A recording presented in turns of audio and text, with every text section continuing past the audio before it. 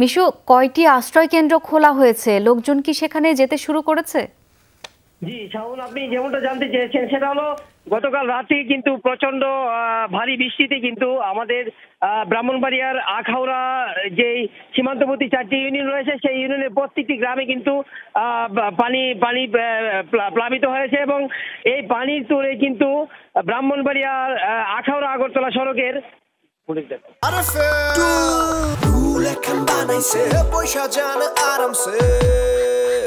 আখাউড়া আগরতলা সড়কের এই যে এই আমি যদি একটু দেখাতে চাই, এই ব্রিজের আখাউড়া আগরতলা যে ব্রিজটি রয়েছে সেই ব্রিজটির বিকল্প আগরতলা যে ব্রিজটি রয়েছে সেই ব্রিজটির বিকল্প নির্মাণাধীন ব্রিজের বিকল্প যে সেতুটা রয়েছে সেই সেতুটা কিন্তু একেবারে পানির তুলে সরে গেছে, যার ফলে শ্রুতিতে কিন্তু আখাউড়া আগরতলা সড়কের যে যান চলাচল বন্দরগামী যে আমদানি রপ্তানি বাণিজ্য সেটা কিন্তু বন্ধ আছে।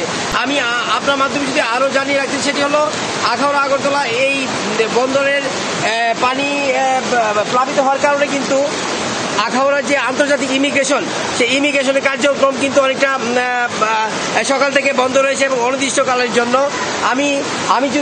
আমি রয়েছি এখন আখাউড়ার আব্দুল্লাহপুর সরকারি প্রাথমিক বিদ্যালয়ে।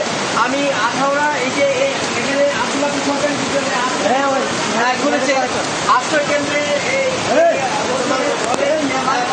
যারা পানিতে তারা কিন্তু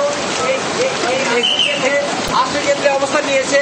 তো এই আশ্রয় কেন্দ্র ছাড়াও আখাউড়া উপজেলার যে সকল স্কুলগুলো রয়েছে যে তুলনামূলক অনেক উঁচু স্কুলগুলোতে কিন্তু আখাউড়া উপজেলা প্রশাসনের পক্ষ থেকে আশ্রয় কেন্দ্র খোলা হয়েছে এবং তাদের জন্য শুকনা খাবারের ব্যবস্থা করেছে। এই ছিল আমার কাছে সর্বশেষ আখাউড়া থেকে বন্যার পরিস্থিতি। ধন্যবাদ আপনাকে।